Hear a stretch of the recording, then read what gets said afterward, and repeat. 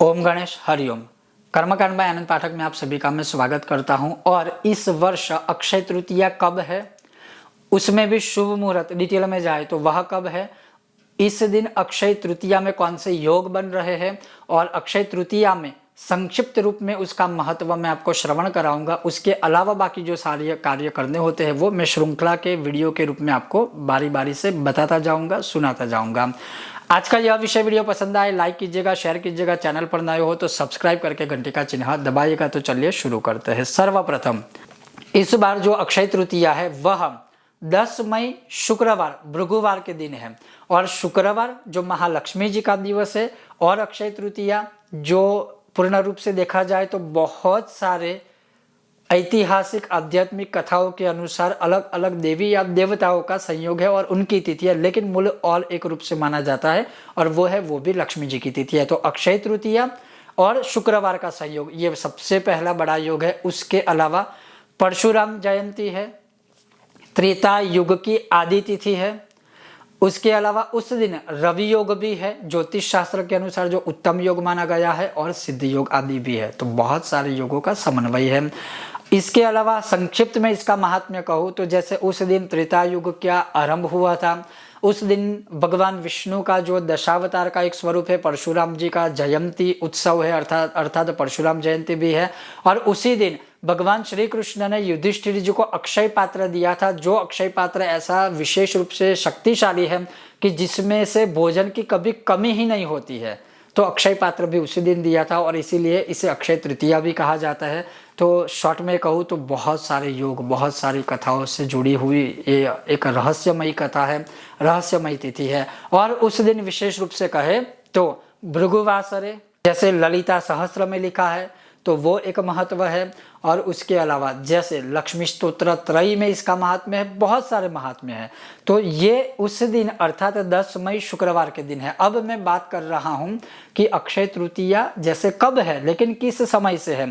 तो अक्षय तृतीया का जो समय है वह 10 मई शुक्रवार प्रातःकाल सुबह 4:17 से आरंभ होगा, जो दूसरे दिन 11 मई शनिवार को 2:50 पर अक्षय तृतीया तिथि है वह संपूर्ण रूप से समाप्त हो जाएगी। अब अगर किसी को सुवर्ण खरीदना है, सोना खरीदना है, चांदी खरीदना है, तांबा खरीदना है, पीतल खरीदना है या कोई भी धातु खरीदनी है, या फिर आध्यात्मिक दृष्टिकोण से बताऊं किसी को अपने मंदिर के लिए मूर्तियां खरीदनी है, किसी को अपने मंदिर में स्थापना करने हेतु श्री यंत्र खरीदना है, कुबेर यंत्र, कनकधारा यंत्र, लक्ष्मी विनायक यंत्र या फिर शिवलिंग आदि कुछ भी नया मंदिर के लिए लेना है, मूर्ति आदि से लेकर कुछ भी, तो वो जो समय है वो काल में आपको श्रवण कराऊंगा। उसके अलावा आप अपने लिए जो भी जवाहरात या दागिने या मतलब सोने चांदी की कोई भी चीज़ लेना चाहे तो वो, उसके अलावा विशेष रूप से घर के लिए नया मंदिर लेना हो, नए वाहन लेना हो किसी भी धातु का, जैसे उसमें भी लोहे की धातु आ गई है तो वो भी है। घर के लिए नया अगर वाहन लेना है परिवार के लिए, चाहे वो 2 व्हीलर हो, 4 व्हीलर हो या कुछ भी हो, नए व्यापार का भी आरंभ करना है तो आप इस समय काल को ले सकते हो। मैं तो यही कहूँगा अक्षय तृतीया मतलब अक्षय तृतीया वो बिन मांगा मुहूर्त कहलाता है, उसमें और डिटेल में जाने की आवश्यकता नहीं होती। फिर भी मैंने यह समय जो निकाला है जो पंचांग के अनुसार है उस समय में ये सारी चीज़ें आप कर सकते हो। जैसे 10 मई को सुबह 5:49 से आरंभ होकर दोपहर के 12 करीब 24 या 25 मिनट तक 12:30 बजे तक का जो मध्य का टाइम है, इस समय में ये सारी चीज़ें आप कर सकते हो। मैं फिर भी कहना चाहूँगा पूरा दिन दूसरे दिन सूर्य उदय तक अक्षय तृतीया ही कहलाती है, तो उसमें आप ये सारी चीज़ें भी कर सकते हो। इसके अलावा जैसे मैंने कहा ना कि आध्यात्मिक रूप से बहुत सारी चीज़ें, जैसे लक्ष्मी नारायण की उपासना हो गई, श्री ललिता सहस्त्र का पाठ हो गया, श्री विष्णु सहस्त्र का पाठ हो गया, सरस्वती देवी की आराधना हो गई। उसके अलावा परशुराम जयंती है तो परशुराम भगवान की पूजन, उनको अर्घ्य देना आदि हो गया।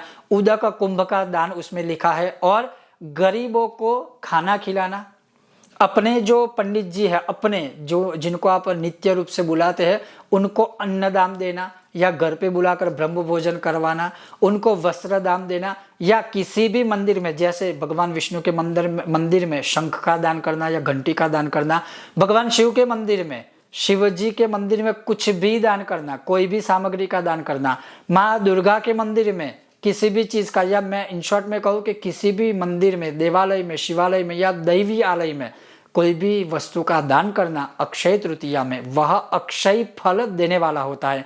उसके अलावा स्नाने दाने जपे तपे होमे, तीर्थों में स्नान, मंत्र जाप, दान, यज्ञ, तप, अनुष्ठान आदि इस दिन करने से अक्षय फल देने वाला होता है, जिसका कभी भी क्षय नहीं होता है।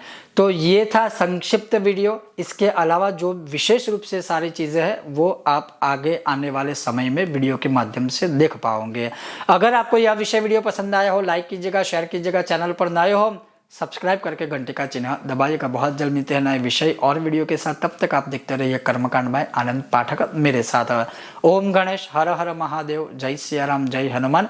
और आप सभी को मेरी ओर से अक्षय तृतीया की बहुत सारी शुभकामनाएं।